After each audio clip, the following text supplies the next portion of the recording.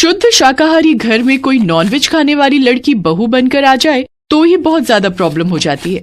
लेकिन कभी सोचा है अगर शुद्ध शाकाहारी घर में कोई प्योर चाइनीज बहू आ जाए तब क्या होगा? कुछ ऐसी ही कहानी है रामपुर नाम के एक छोटे से गांव में रहने वाली रत्ना की। रत्ना की उम्र 60 साल है और वो शुद्ध शाकाहारी है। और ऐसी औरत का बेटा MBBS यानी कि डॉक्टरी की पढ़ाई करने चाइना गया हुआ है। रत्ना का बेटा सूरज भी शाकाहारी है और रत्ना अपनी बेटी पायल के साथ घर में रहती है। पायल बेटी, आज खाने में क्या बनाऊं? लौकी बना दो माँ, बहुत दिनों से लौकी की सब्जी नहीं खाई है।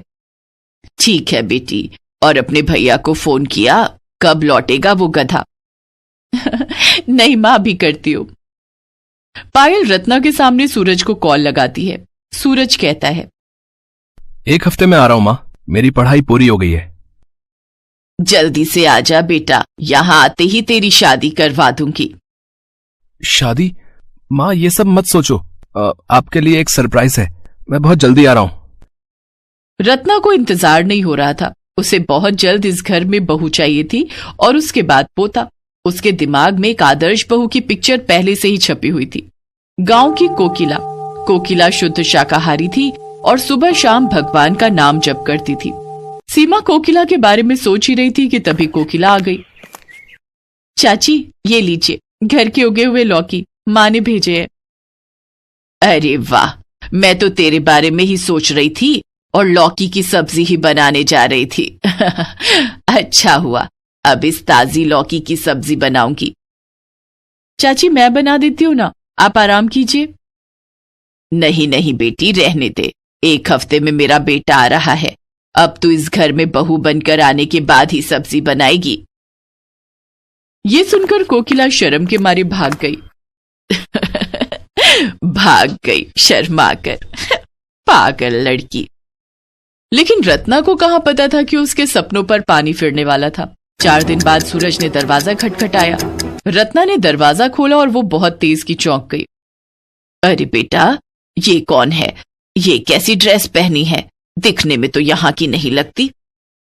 प्रणाम माँ, ये लीजा है, ये चाइनीज है।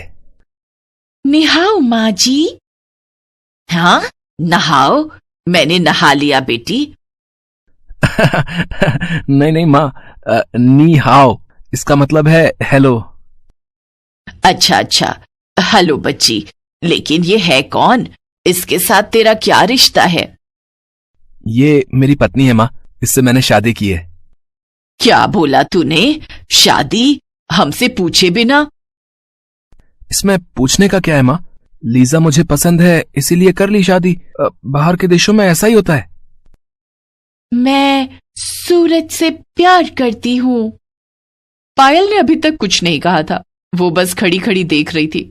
उसने अब कहा, भैया ये तूने गलत किया है, हम तो कोकिला को इस घर की बहू मान चुके थे। कोकिला? वो तो बहन जैसी है मेरी। खैर छोड़ो, चलो लीजा अंदर चलो। यह है तुम्हारा ससुराल। नाइस ससुराल। मुझे भूख लगी है सूरज। हाँ, मैंने रोटी और बंद गोभी की सब्जी बनाई है। रोटी? मैं रोटी नहीं खाती, मुझे बिरयानी चाहिए। हाँ तो बना लो वेज बिरयानी। वेज बिरयानी? तुम पागल हो क्या? वेज बिरयानी बोलकर कुछ नहीं होता है, उसे पुलाव कहते हैं। मैं तो नॉन वेज खाती हूं। क्या? अब इस घर में नॉन वेज घुसेगा क्या? हाँ तो क्या हो जाएगा माँ, तुम वेज खाओ, लीजा नॉन वेज खाएगी। सूरज हर बार अपनी पत्नी की साइड ले रहा था। रत्ना कुछ बोल नहीं पा रही थी। वो अपने बेटे से बहुत प्यार करती थी। सूरज लीजा के लिए चिकन लाने गया और लौटकर सूरज लीजा के साथ बिरयानी बनाने लगा। चिकन की बदबू से सीमा और पायल को उल्टी आने लगी, इसीलिए वो दोनों अपने अपने कमरों में चले गए। बिरयानी बनाने के बाद लीजा खाना खाने के लिए बैठ गई। सूरज, तूने भी नॉनवेज खाना शुरू कर दिया है क्या? नहीं माँ, मैं तो नहीं खाता हूँ, लेकिन लीजा को बहुत पसंद है। लीजा तुम खाओ, मैं फ्रेश होकर आता हूँ। भाभी मत खाओ, फेंक दो, बिरयानी में कॉकरोच है। कॉकरोच? कहाँ है कॉकरोच? लीजा ने बिरयानी के अंदर से कॉकरोच ढूंढा। बिरयानी बनाते वक्त गिर गया होगा। हाँ, लेकिन ये तो अच्छी बात है। मुझे तो लगा था कि यहाँ कॉकरोच मिलेगा ही नहीं। कॉकरोच बिरयानी तो मेरा सबसे पसंदीदा खाना है। ये बोलकर लीजा ने कॉकरोच अपने मुंह में घुसा दिया और वो देखकर सीमा और पायल ने वहीं पर उल्टी कर दी। अरे ये क्या था? तिलचट्टा कौन खाता है? भाभी, ये क्या किया आपने? अब मैं और कभी खाना नहीं खा पाऊंगी।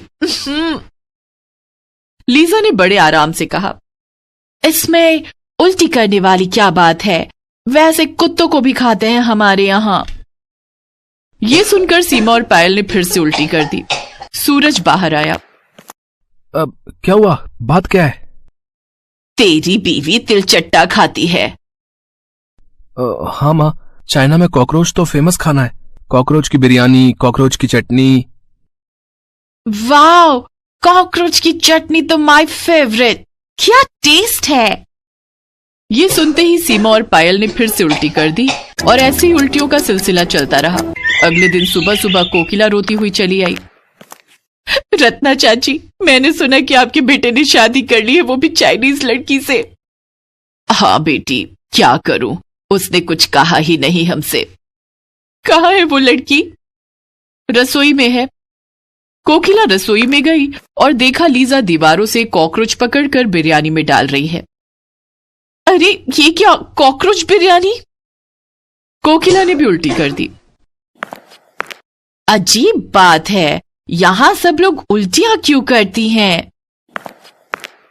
लीजा, यहां हम सब लोग सिर्फ वेज खाते हैं। तुम इस घर की बहू बन गई हो, कोई बात नहीं, लेकिन तुम्हें इस घर के लोगों का सम्मान तो करना होगा ना। तुम यहां कॉकरोच बिरयानी नहीं बना सकती। क्यों नहीं बना सकती? मैं जो चाहे बनाऊंगी, मेरी मर्जी है। नहीं भाभी, ये हम सबका घर है। तुम चिकन मटन खाओ, लेकिन तिलचट्टा नहीं खा सकती हो। मैं तो खाऊंगी, मेरी मर्जी है। लीजा ने बात नहीं मानी। रत्ना शाकाहारी है, लेकिन फिर भी वो लीजा के बारे में सोचकर उसे चिकन मटन खाने की अनुमति दे रही है। लेकिन लीजा थोड़ा सा भी कॉम्प्रोमाइज करने के लिए तैयार ही नहीं है।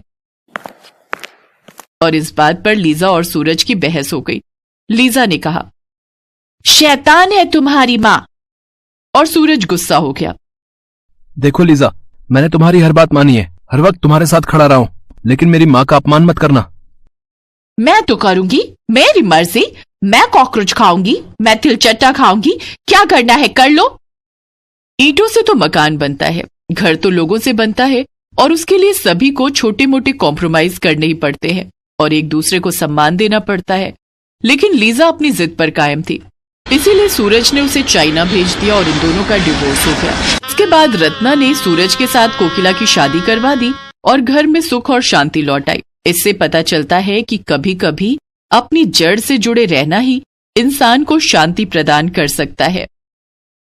ऐसे और वीडियो देखने के लिए हमारे चैनल को सब्सक्राइब करें।